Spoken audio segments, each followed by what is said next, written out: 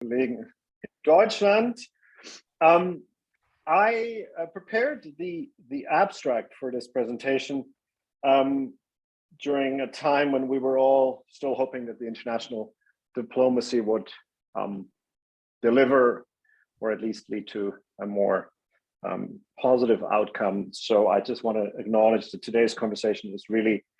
at an incredibly sad time in global geopolitics, and it really makes one reevaluate the entire question of energy and what role energy plays in the global, regional and local context. Petra, you just sort of cantering through my trajectory.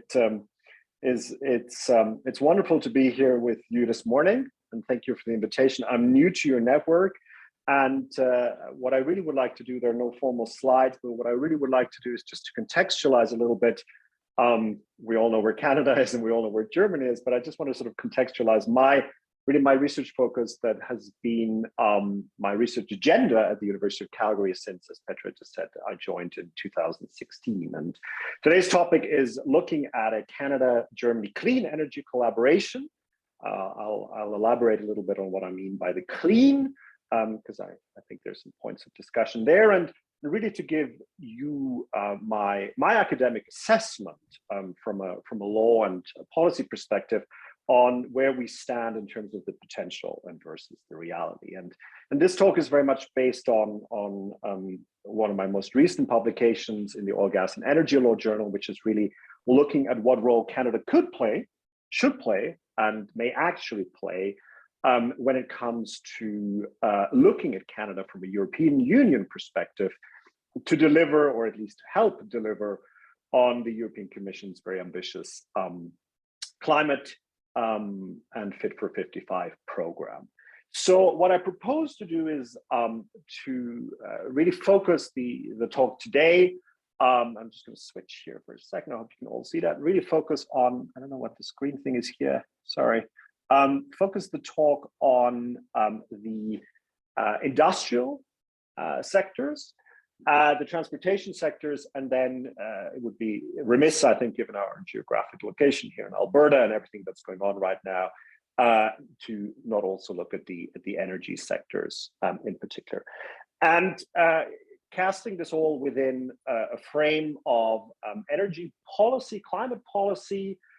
really sort of the exciting buzzword of the moment on clean and green hydrogen, and then a brief comments as well about the critical raw materials or the critical strategic mineral discussion that is very much sort of going on at the moment.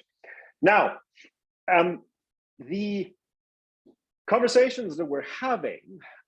right across Canada and the European Union, and I'm sure there's a lot of activity going on in all our respective disciplines, really is about the question that the European Commission put out in earlier this month on the 8th of March, which is all about repowering the EU, and that is the joint European action for a more affordable, and that's the emphasis, secure, that's the emphasis, and certainly sustainable energy supply in light of Russia's invasion of the Ukraine.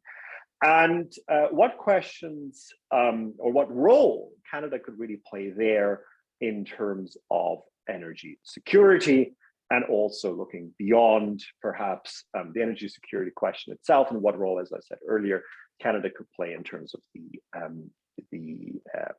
Fit for 55 climate transition that is ongoing in Europe, which is sort of directly interrelated, but at the same time kind of another thread that's going on. The argument that I will make, and it's quite a simple one in many ways, is that what is happening across the pond, across the Atlantic, in terms of a shift towards a more cleaner and greener European economy is also something that can in many ways be mirrored here in Canada, and at the same time it can create almost sort of an oscillating reciprocity, as I call it, and I think that is really a very interesting aspect to keep in mind. So that's in many ways the main theme. What we can do here on the Canadian side, also to sort of spur and sort of kickstart some of the more industrial aspects of the energy shift, and what role they could play in terms of supplying a cleaner and more sustainable energy, and also critical and strategic mineral supplies into the European Union. So the slide that is in front of you, or not the slide, I should say, the document that is in front of you is from the Net Zero Advisory Board, which has been tasked to assist the federal government in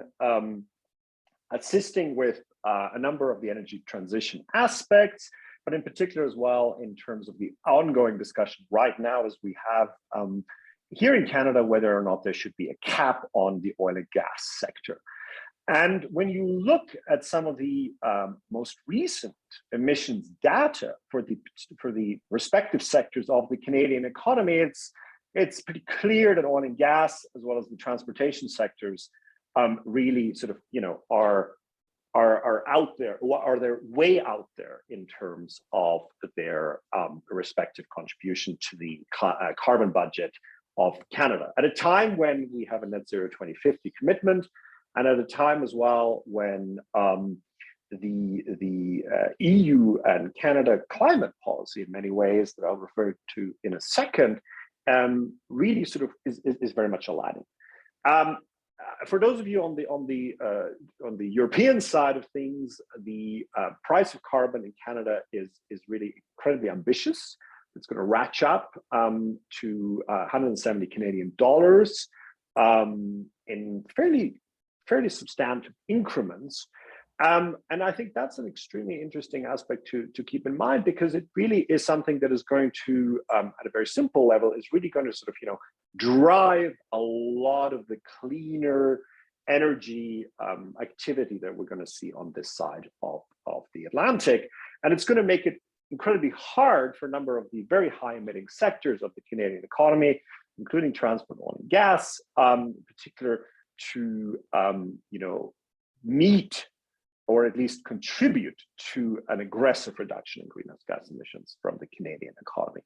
What you'll also see on the slide, however, is something that's in many ways quite encouraging, and I would say the envy of our friends on the European side, and that is that our electricity grid is, with a couple of exceptions, extremely clean, given the contribution that we have here in Canada from hydroelectricity in particular. And the question in that context, you know, what other steps can we take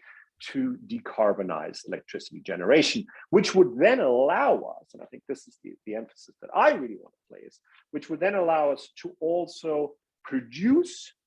energy in a more sustainable way, produce and export energy, cleaner energy, and also for today's topic, the supply of critical and strategic minerals from a European perspective. Why does that matter? Well, what matters is that certainly before the end of last year, there was very much a focus and quite a lot of anticipation, I would say, in the run-up to COP26 in Glasgow, that we would get an announcement, or we would at least get a greater indication, I think that's a diplomatic way of putting it, that we would see an alignment in terms of the carbon and climate and economic policies of Canada and the European Union and a number of other like-minded economies on something called the carbon border adjustment mechanism, which really is a little bit beyond for today's presentation. But it really was something that, and it continues to be in the background discussions, it's really something that would allow us, or would certainly sort of encourage an Atlantic, Canadian, European, and UK included bubble when it comes to more preferential exports into the European Union. That's basically, in a nutshell, the European Union putting a ring around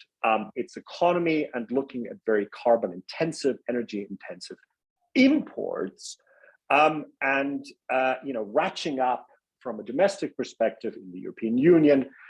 to adjust imports on the basis of the carbon intensity of their production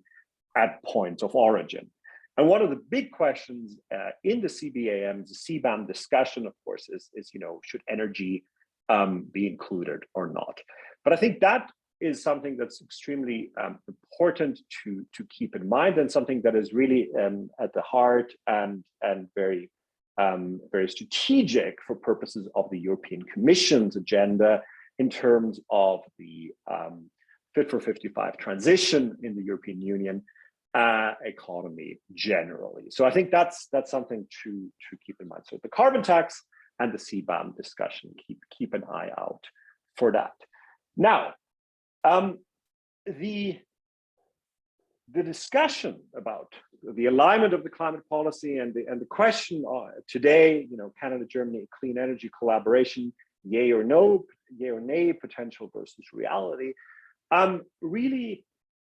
can be looked at, I would say, in terms of the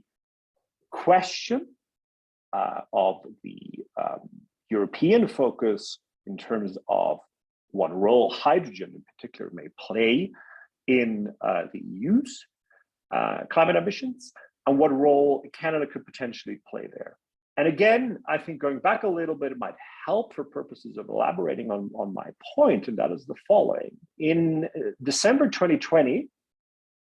the federal government of Canada launched its hydrogen strategy, an extremely encouraging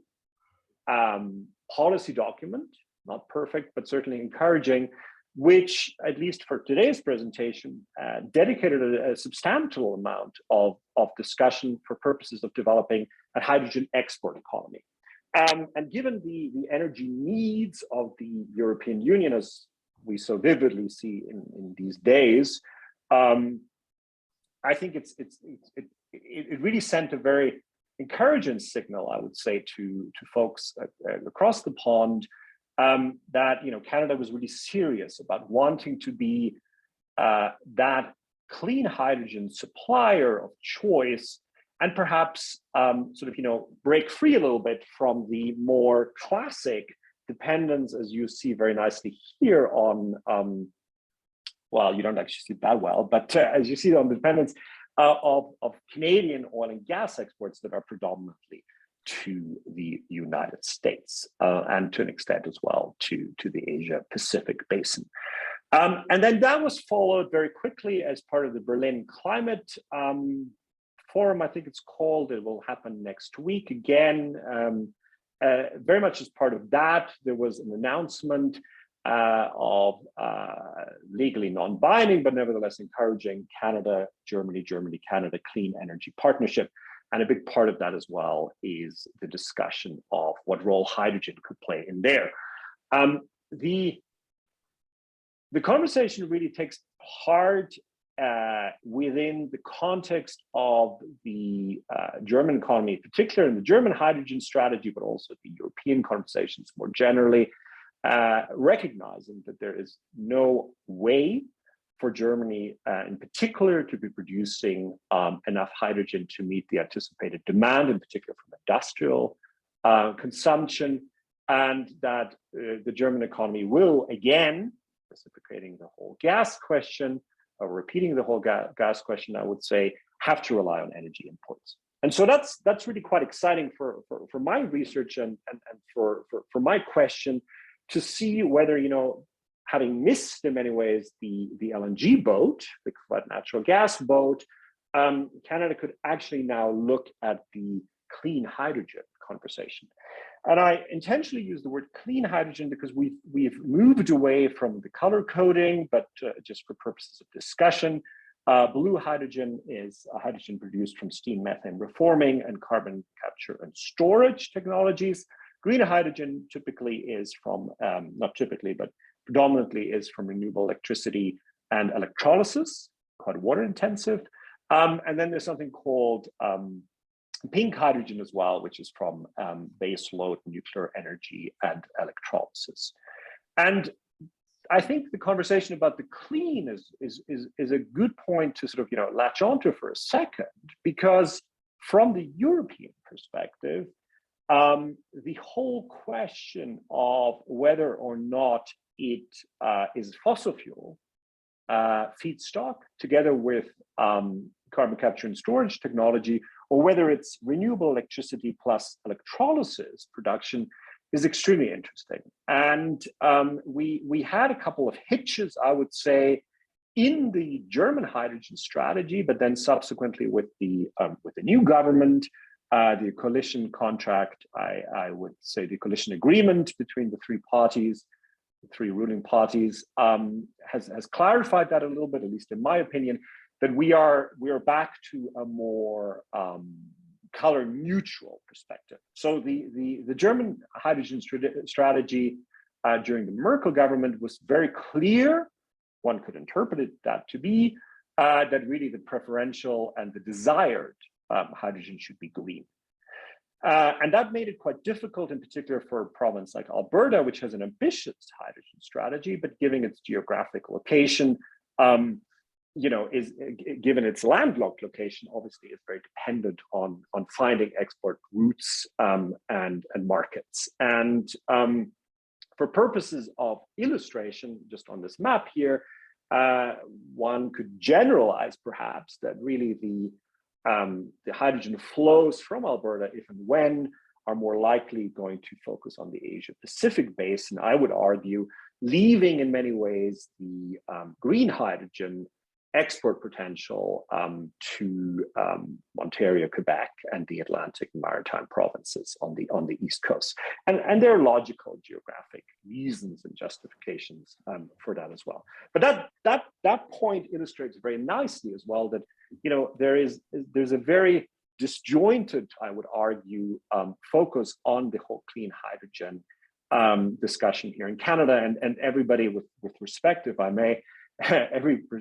province and territory, I don't want to say does its own thing, but everyone has perhaps different opinions and interests in terms of what is happening there. And the reason I'm focusing on this is because it really becomes a question of, well, is Canada going to be, excuse me, going to be able to export hydrogen or hydrogen-derived ammonia, for example, from fossil fuels? Is that going to be accepted in Germany socially? And is the carbon capture and storage conversation also going to be something that may potentially cause some glitches and hitches on the German side? I should just say, by the way, that I can't see many of you, so if there are any questions, please jump in. I won't use the full time, so we'll definitely have some time for Q&A and hopefully a fruitful discussion at the end. But I just wanted to say, in case any of you are trying to signal to me that you have a question, so just please jump in.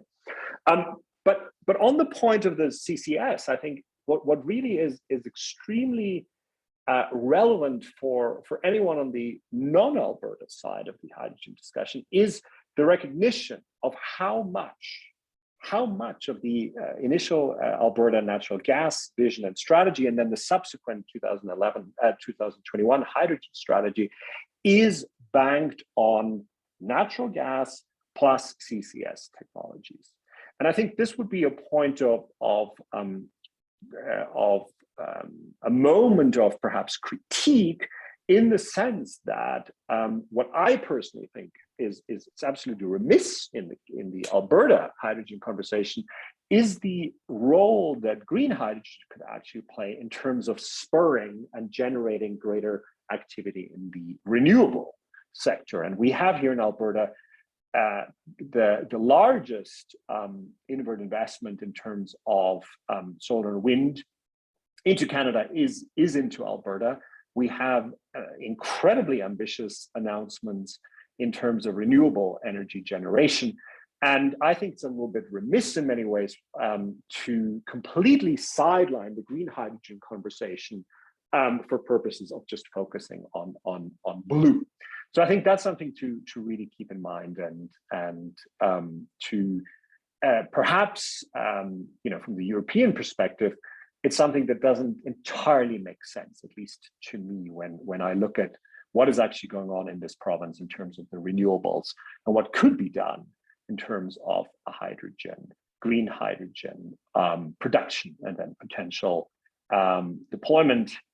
in industry, but also longer term in terms of the energy exports. So we are, at the end of the day, in a landlocked position, and that makes it very difficult, I would argue, for Alberta in particular to be the fossil fuel-based partner of choice in terms of a Germany-Canada energy collaboration. And I say that because a very interesting case study has been the Goldboro LNG project off the coast here in Nova Scotia, which, having talked to the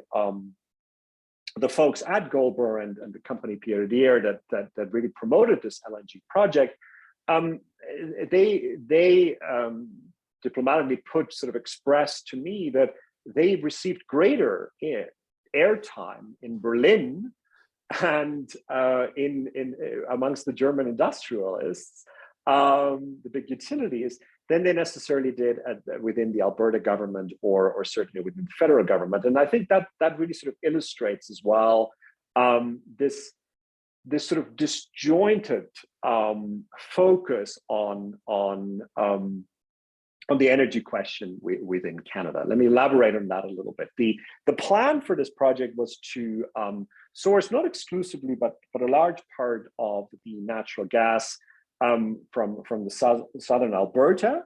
to ship it by pipeline, including through the US at parts into Quebec, and then to build a new pipeline connecting the natural gas to an LNG export facility on the coast in Nova Scotia. I mean, I don't need to point this out to you, but if you look at the geographics in terms of shipping LNG from Nova Scotia into the European Union basin, in particular, I mean, there could be no more desirable way of transporting the stuff across the Atlantic than from the Atlantic and maritime regions of Canada. That project, for economic reasons, is on stand still. The latest understanding is that now the project is exploring the option of a floating LNG facility instead of a permanent structure on shore. But again, the regulatory concerns and the climate concerns as well, are obviously very much in the back of the mind of this, at the forefront, I should say, of this project, and make it potentially extremely costly. But this is probably a good point as well to zone in a little bit on the East Coast, because one of the things that I think is extremely interesting and is going to be something that is more of a conversation piece from a Canada and Germany clean energy collaboration, I think will have a direct implications for the green hydrogen conversation, is the offshore potential, offshore wind energy potential that we have in the Atlantic and maritime regions of Canada in particular. And let's not also underestimate the hydroelectricity energy generation potential that we have in particular in the province of Labrador, Newfoundland,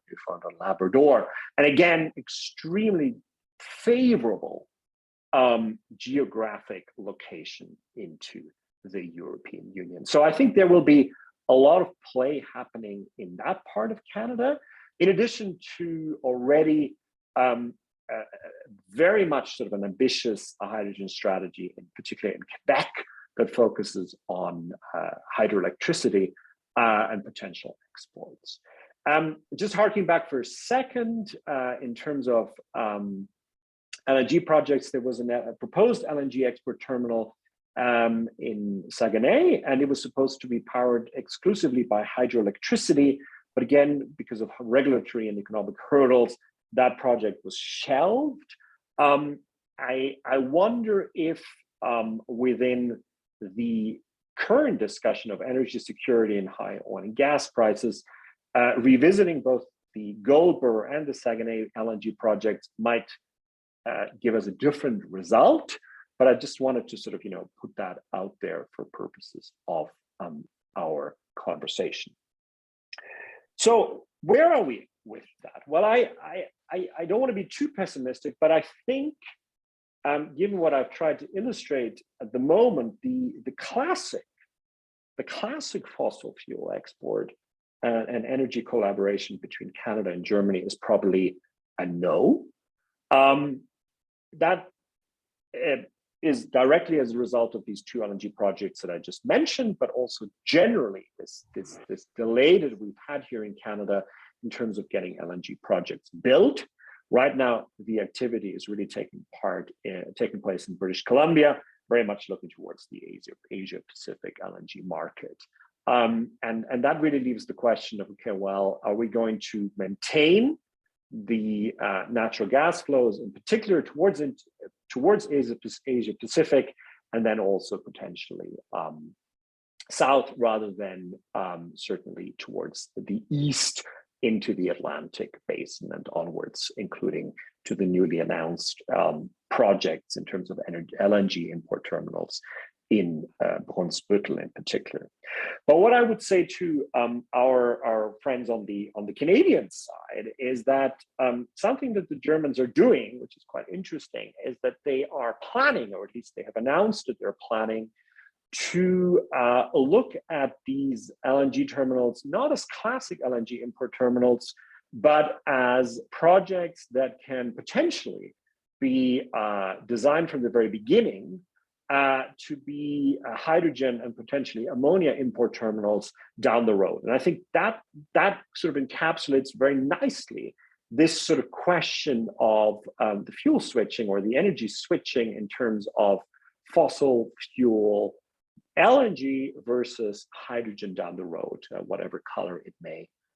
or whatever name it may take down the road. So I think that's also an extremely interesting point. So that would tie in, again, I would argue, into the clean hydrogen imports into the EU from Canada as something that perhaps is a little bit more realistic, and the potential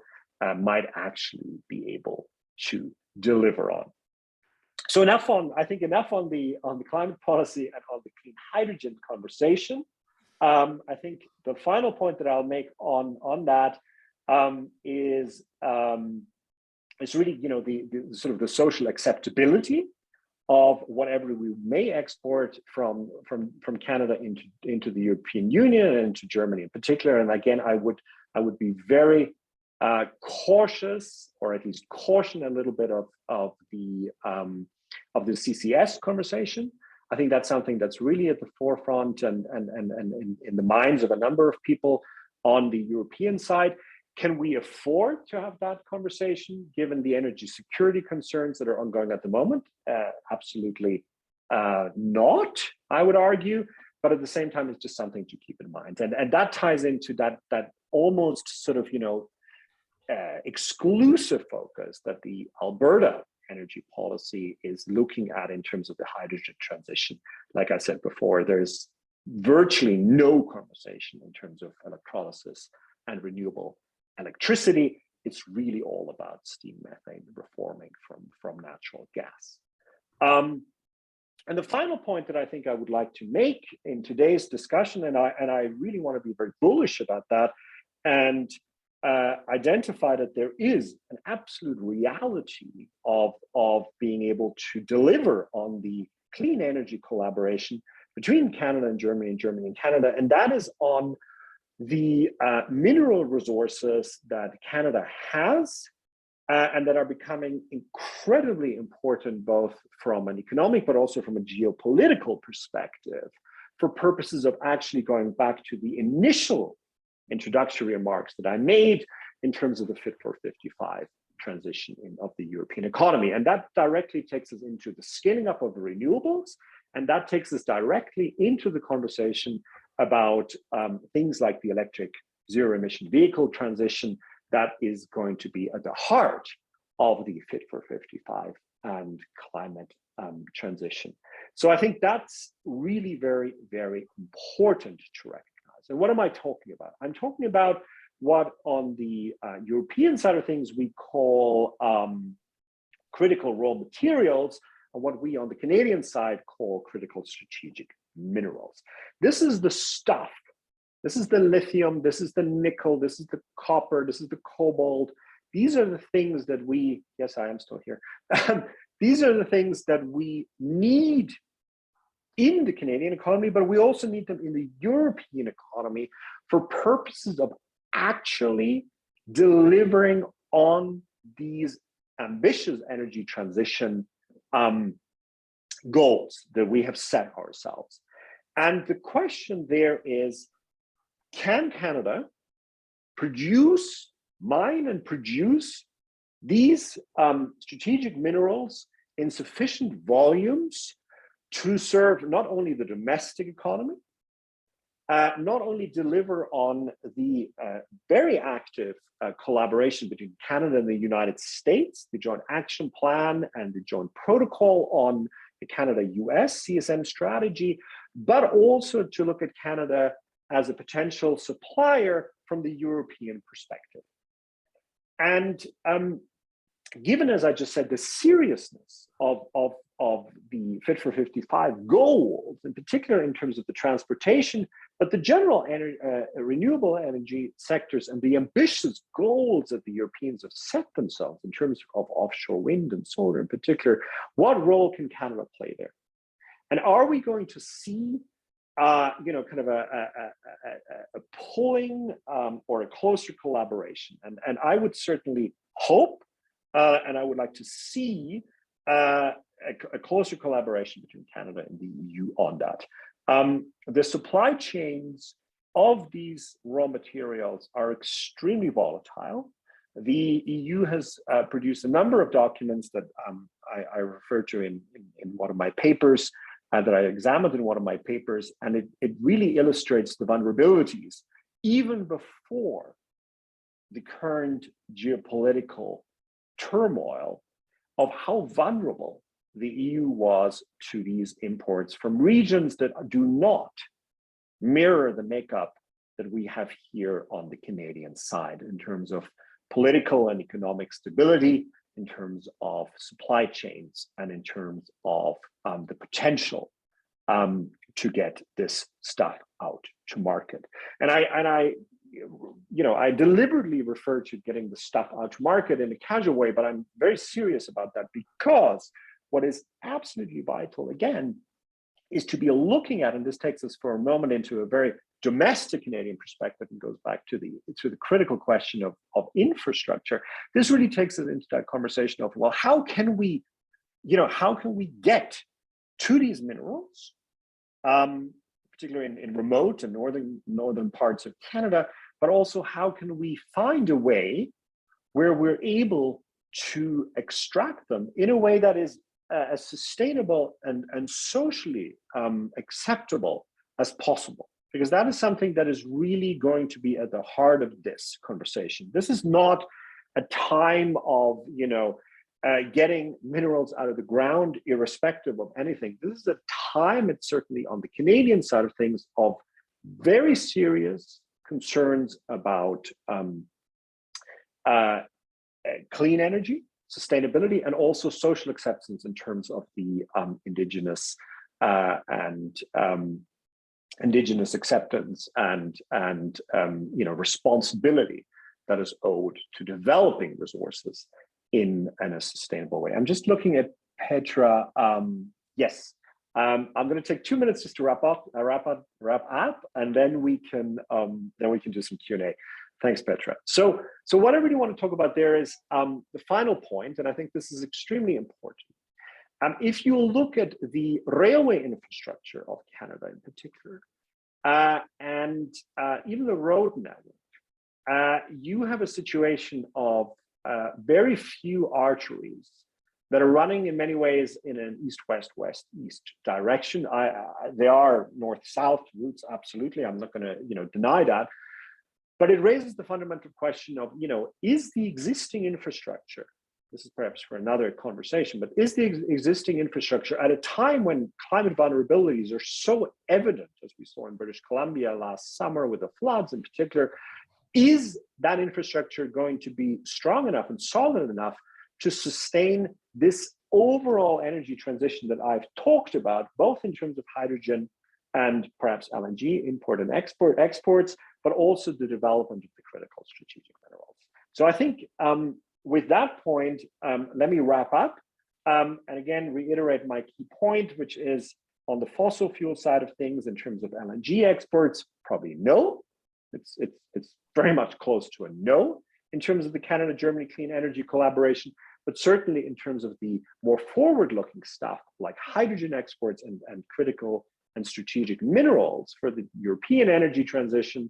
it is looking a lot more positive. And I think the emphasis needs to be put on that in terms of more concerted collaboration between Canada and the EU. And I personally think networks like these, are absolutely critical to play a part in that. So I would welcome as much discussion as possible and onward conversation with as many of you as possible. And with that, formally, I thank you for having me today, and I'll give it back to Dr. Gelato for the Q&A. Thank you.